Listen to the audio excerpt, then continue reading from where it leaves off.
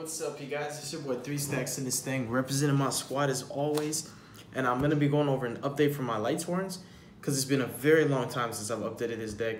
Y'all, I've definitely got to check out all my spicy builds on it. I've innovated Lightsworns so much on this channel, and a lot of the views are very popular.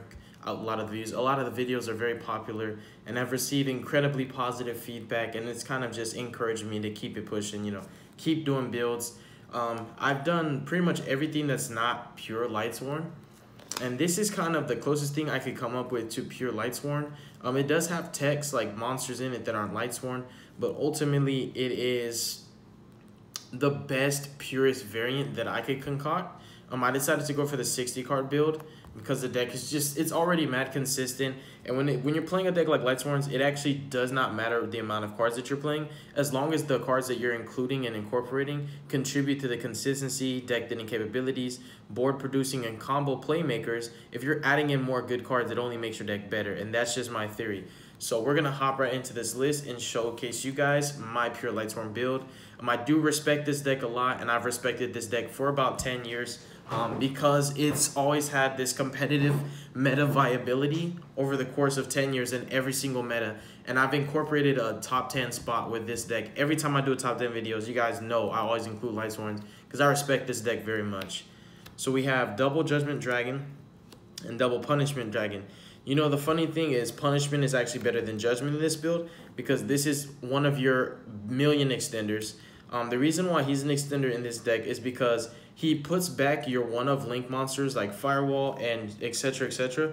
back into your extra deck and allows you to resummon them. He puts back your link 2s because you play little link 2s. Sometimes you're in a combo where you're like, I just need to summon another link 2, and you're like, oh, I can't because I've already went through all my link 2s. You use him, he shuffles everything back, and it doesn't actually specify main deck. It just shuffle them all back into the deck. It's just crazy. Like, he recycles everything, and the only thing he conflicts with Snow, but if you're going through your combo, you've normally used Snow to the maximum and you can't use her anymore. So you put back all your banished stuff, all your spells, and then you start doing like bigger boards. When you go into like some nightmare stuff, you have the potential of drawing some of the same cards that you put back and potentially resolving one-ofs more than once. I find that the ceiling of this card is exponentially higher than Judgment Dragon.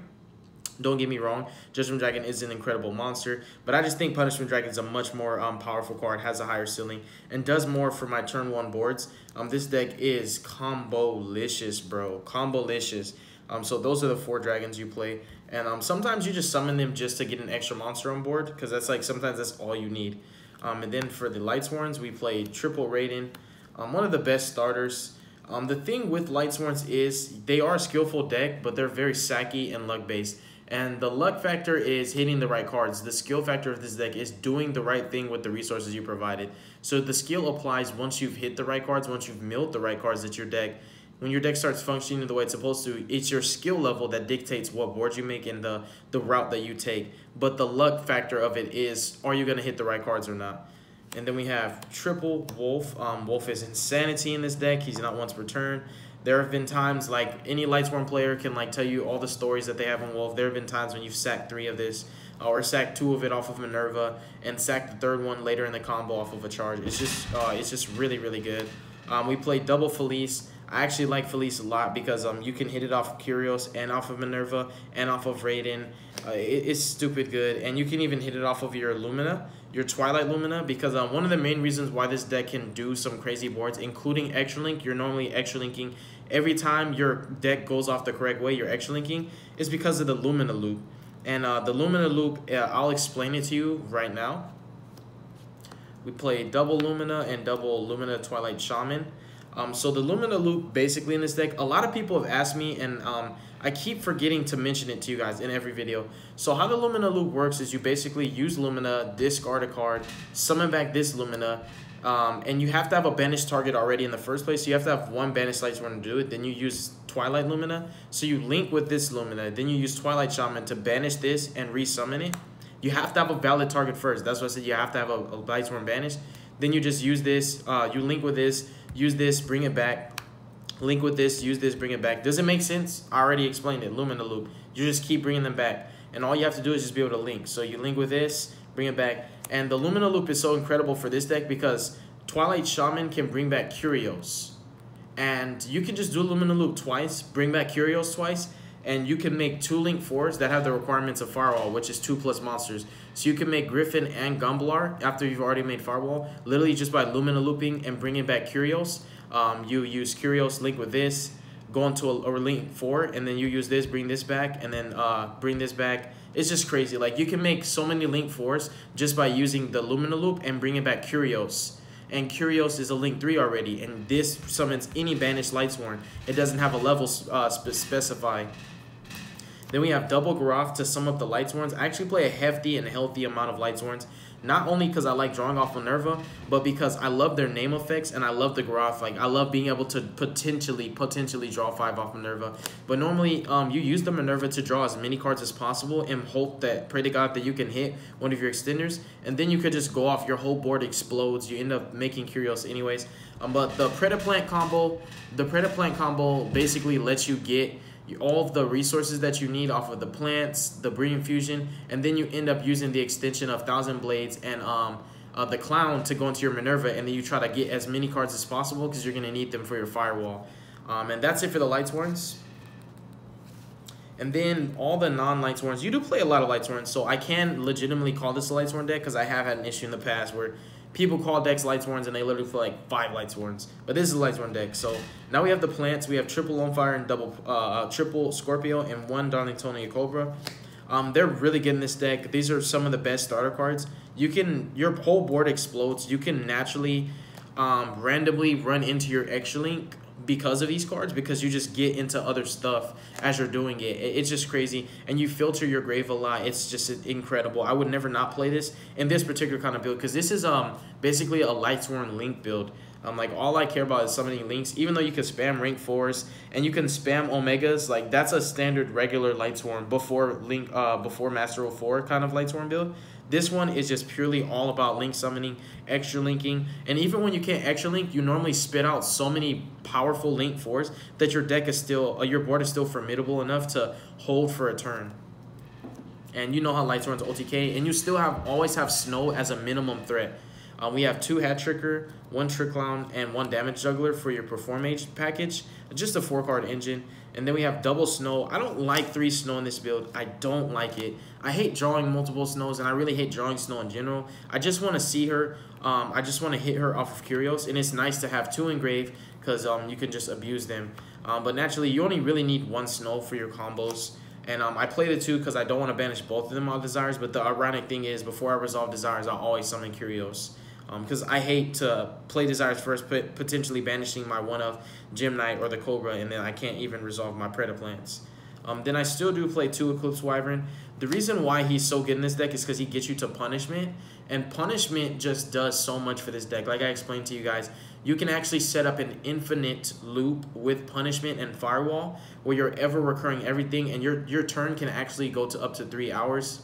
But you'll probably have a headache by then. But you can actually like do legitimately like an infinite, endless loop where you keep resummoning the same extra deck. You can go through all 15, well, except for the Seraphonite and the Invoker. But all your links, you can resummon them an infinite amount of times. Just keep going off. You don't even need Snow. Snow is a good extender, but you just keep doing it, keep doing it. Keep using Firewall to bounce monsters, and then use Punishment to bounce Firewall. And what you do is one of the monsters you bounce with Firewall is Punishment, because Punishment is not once per turn, and you can like chain him, and then you shuffle with Punishment, bounce Punishment to hand, special Punishment again. It's an infinite loop. I'm not lying to you guys. It's really broken. If I didn't explain it well enough, I'm sorry, but that is like an infinite loop. So that's why Eclipse Wyvern is so good in this deck. It's one of your million extenders. This deck is full of extenders. It spits out so many monsters. It's ridiculous. Then we have some one-of monsters. I play 1 Giant Rex, 1 Glow Up Bulb, 1 Heroic Challenger, 1 Garnet, and 1 Flowerbot. Flowerbot's always been one of my favorite techs in Lightsworns. There are literally no Lightsworn decks that played this until I put this card on the map, bro. Ask your mom. I put this card on the map. Flower Bot's retarded. It does what Lightsworns couldn't do before, which was fix your hands, enabling you to mill. There are times when I've resolved Flower Bot, putting a wolf from my hand on top of my deck, just so I can mill it off Minerva, guarantee a draw and a special summon. It basically, it draws a card and lets you put one card from your hand on top of your deck. In Lightsworns, that's golden, because you literally fix your hand. It's like a little Skull Dread. It's really good, and it's not once per turn, but I only play the one now because it's excessive. If you see it in excessive amounts, it's bad. And you're only really trying to resolve it once because you never really have that hand where you need a multiple Flower Bot to fix it. And then the Garnet is just, you have to play it. The Thousand Blades. And there are cool things like where if you open with the Garnet and like your Cobra, you can use Punishment Dragon. That's why I love Punishment Dragon, bro. Love, love, love the card. Punishment is so OP. You can use Punishment to put back your one-of targets back into your main deck, resolve your Predaplanets and your Brilliant Fusion, because you get hands like that where you just have to, and you can still go off. Glow Bulb's just insanity. It's not here to make Synchros or Naturia Beast. It's actually just here as another extender, as if you didn't have enough, you know. And then the Giant Rex is redundant. You know, hitting him off of snow is so good. Everything else pretty much self-explanatory. Then we have our spells. We have triple charge of the Light Brigade, triple solar recharge, the best spells in the deck, triple Pot of Desires, because you're playing 60 cards. And you get to a point where you actually do not give a crap about what you banish. You're just like, I just need more cards. That's all you care about at that point. Triple Brilliant Fusion. These are your best spells in the deck. I also pair everything with triple Call By, because this deck gets raped by Ash. Ash Blossom is just such a detrimental and devastating card. Has such high impact and value against this deck. Drill's cute. It's like you're not really, unless you have cards like these, you're not really worried about Drill, because like you have like very little searches going on. Like you're resolving like a Minerva. Like these you have to hard draw them. But like Joel doesn't really hurt as much as people think. But Ash does hurt a lot. Ash Blossom is like the bane of this deck's existence. Because this whole deck is as like every card is ashable. Like this is the worst deck to play when you're playing against somebody with Ash, because like everything's ashable. So you have to play triple Call By if you're playing a combo oriented deck like this. When you're building boards like that, it's too good. So those are all your 3-of spells. All of them are really powerful. It's never a bad thing to see any of them. And then these are all the rest of my extenders. Lightsworns, like I said, have a lot of play extenders, starters, and they have so many follow-up and recovery cards. It's crazy. So starting with the 1-ofs, we have 1 Rhoda, 1 Foolish, 1 1-for-1, literally there just so we can hit our because Glow Bulb is really helpful when you're doing your combo. So if you can get another way to get to Glow Bulb without wasting a Curios or anything like that, play it. That's why I play the 1-for-1. We also play the Monster Reborn. We play Monster Reborn. We play World Legacy Succession, and we also play Soul Charge. So Foolish is like godly in this deck. Rhoda is pretty decent as well. 1-for-1's pretty amazing. So pretty much like these, well, Foolish is an extender as well. Rhoda kind of is not, but these are all extenders, and you have 6 of them, so you have a high chance of drawing at least one of them. At least one of these can make your board infinitely better, make your job easier to do, especially the Soul Charge. It's godly. And you can always add back cards like Soul Charge off of your Curios. If you're in that kind of game state where you have to do it, then you have to do it. And then my extra deck, I play 1 Firewall Dragon, 1 Topo, 1 Griffin, and 1 Skull Dread for Link Force. Honorable mentions do go to Borload and Topo. Topo is just broken because you could trigger it off of snow multiple times. And also, it's super easy to make because remember, like I said, your Lumina Loop, you're allowed to bring back Curios and link with Curios in one of the Luminas. Remember how I was saying you have to link with one of them to continue extending the loop. So like you're basically like you're getting free link 4s. You can get two free link 4s if you want to stop, but if you want the Lumina loop to continue ever occurring, then you don't do it to bring back multiple Curious. You just keep bringing back Luminous. But you can get two link 4s for free off of the Lumina loop, and that's why I was gonna play Topo, but it's not important. And it doesn't help the extra link at all. It doesn't have arrows that actually configure or even cooperate with the extra link. That's why I decided to just not play it for this list. And Borload does get an honorable mention, but you're actually busting boards wide open without Borload, and that's what's so interesting about this deck. Skull Dread is just self-explanatory. I felt like these were the best link 4s for the playstyle that I wanted to go for. Don't get me wrong, those other 2 link 4s that I showcased were great too. Firewall's just insane because him and Punishment are infinite. It's endless. It doesn't stop. And Gumblar is just ridiculous in this deck because sometimes he actually extends your plays being able to get that extra discard. It's ridiculous. It's like there are certain cards that you want to hit the grave, and Gumblar really helps because it's like you're fixing your game state, and you're just making it a lot worse for your opponent. So he's really broke, and you can also trigger him on standby via your Fairy Tale Snow. That's why I love this card in Lightsworns. You can do a really aggressive combo with him. He's savage. I like him a lot, and you don't even have to discard. You extra link and you just make them and just make them rip 2 cards out of their hand, and then you trigger Snow anyways. And you normally, when you're doing your extra link, these are always there. Like, these are your in the main monster zone. Like, you have, like, Trigate, these. If you're scared that, like, your opponent is really that savage, like, as if they can actually play after getting 4 cards ripped out of their hand and playing through the Trigate and the Snows, then instead of leaving the Link Force here, you just commence to turn them into little nightmares. The little Link 2 nightmares that give you protection from battle and targeting and effect destruction. So, yeah, those are it for the Link Force. And then for the Link 3s, we have 1 Curios, 1 Trigate, and 1 Unicorn.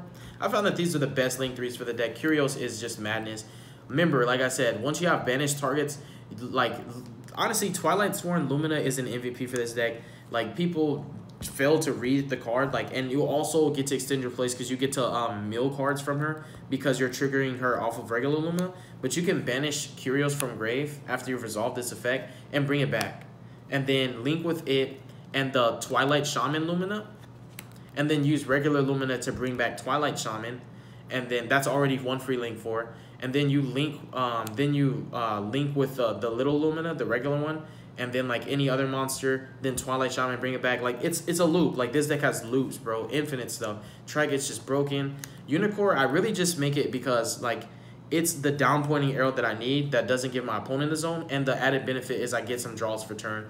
Which, like, naturally, when this deck does its full combo, people don't really play. Like, they just normally just scoop. Because, like, there's no time to waste, bro. And then we have Goblin. I don't actually need the extra normal off of him because I play Seraphonite anyways. But sometimes if you don't have plants, you use the extra normal. But you're really playing him because of his untargetability. Having a board that can be targeted is really good. And it helps because you have that negate as well from Trigate. And we have Cerberus and Phoenix. The other Link 2s just to help your board a lot less feasible and a lot more solid. And I guess more or less more viable. And I do play the Mystics because it's just package deal. When you're playing the plants, it's good to play Message to get maximum value for those zones that you need. Because you're going to be putting Seraphonite here, and then you're going to be putting Minerva here, or just any Link 2. But I like to do the Minerva, because remember, you're bringing back the Thousand Blades, Heroic Challenger, and the, what's his name? Dang it, what's it called? The Clown off of your Brain Fusion. So you're summoning 3 monsters. You're getting Seraphonite here. Those 2 level 4s, you can make Minerva right there, or just do Links. Really good. The Predaplants do so much work for you. And then Underclock, this is my other down pointing arrow that I chose because remember, we're extra linking, but we don't want to do like this, right? We don't want to give them a zone that points upward. So you always make your Link 4s in the main monster zone. You make Skuldred first and then continue with your combos, so you link with him and get rid of him. So the end game is Unicorn, column 2. Well, actually in the extra monster zones, Unicorn and Underclock Taker. Everything else will be under. And then everything, like, you play 12 links. I wish I could play 14, but this and this are mandatory. Well, this and this are mandatory if you're playing the Predaplant engine. If you're not, then these could just be more links. This is my 1 Minerva. I sold both my Minervas. I was just, you know, like, really, it was a crackhead move. I just wanted some quick cash. But this is Minerva. Baguska's Minerva. That's the only XE that I decided to play. And remember, like I told you guys, you can do Ritual. You can do Synchro and XYZ builds. But I found that Lightsworns were so good with this. Like, you got to play the Link build. It's the most competitive version. There are times when it'll come up where you're like, you wish you played certain cards. But ultimately, being able to build boards like this are a lot more competitive than just like a Tornado or a Baguska or an Omega. They're kind of one-for-ones that don't really change the game state. They're just minuscule interruptions, and minuscule is not good enough for me. So yeah, this is definitely the way to go. And remember, like I've always said about Lightsworns, even in my top 10 videos, I've always said Lightsworns were able to build boards and link better than Spirals. And this was in Spiral format. I said Lightsworns can build better boards than Spirals. Now that Gokis are the new Spiral, Lightsworns can still build better boards than Gokis, because Gokis don't get free link 4s like that. Like, that Lumina loop really isn't a Crute Mont. The Punishment and the Firewall loop are really a Crute Mont. This deck has 2 infinite loops. And the Lumina becomes infinite because you firewall back cards, resources back to your hand. And plus, you get to sack crazy combos where you get more searches and more pluses. Like, it's just ridiculous. So you have 2 infinite loops that are ever occurring. Gokis don't have stuff like that. Spirals don't have stuff like that. Like, infinite loops are stuff that's supposed to get banned. Konami bans cards, so stuff like that doesn't happen, but it's stupid. ABCs are another deck that has an infinite loop as well. But yeah, you guys, that is the deck profile. Other than the Link 4s, you know, I could have played Michael. Trish Bania is another good option because of Snow, because you don't set any back rows. So against, like, you know, like rogue decks like Paleo and Alter guys, like if you get to go first, you can just like make this, if you know what you're playing, trigger Snow on their end phase and then banish all their back rows, and they're not live yet because it's like on their end phase. Link Rebo is another one because you do get blow up bulb fairly often, and it's nice just to have that down pointing arrow instead of going into Underclock Taker, and it's better because it can negate tax. But I just felt it doesn't come up enough. But these do come up. It was just a space issue. These are the ones I chose to take out, and like I said, Topo's pretty good in this deck. But other than the extra deck, honorable mentions do go to Goblinbergs, the Lilas, the other Flower Bot, and you can actually play Sega's Light and Lightsworns even if you play other spells. Because your Snow, Fairy Tail Snow, can banish all your spells from your grave to make this live. And then you could just make this the only spell that you play. Because, like, you got to think of it. If you already have spells in grave that were making Snow live, you've already resolved charges, like Solar Recharges and Light Brigades, and you've already resolved, like, Brilliant Fusion if you play it. Once you've already resolved those cards, a card like this just builds your tempo up if you're grinding. So it's an option, and once you resolve it, sure, you can only play that, but naturally, like, all the other spells that you want to play, you've already played at least one. And, like, at that point, they can just become discard fodder for links. And you always keep it live because Snow can fix your grave to have no spells and traps in it. So that's just a card that you can play. It's an option, but you don't have to. But thank you guys so much for watching this video. I appreciate you guys for your patience. And I'm sorry that it took so long to do an update on Lightsworns, but I had to work really hard to get it to be the best that I can make it. And again, you guys, like that link, the free Link 4s, that's like crazy. Like, I don't really know any decks that can just do stuff like what Lightsworns do. That's why they've always been one of those decks for me. Y'all have a wonderful day. You will definitely be hearing from me soon. And I've got tons of more crazy ideas for you guys, crazy builds and different decks. So you guys just stay in your seats, you know what I'm saying? Check out my older videos. Look up Lightsworn on my channel. You'll find so many builds on it. I love you guys. All right, y'all have a beautiful day.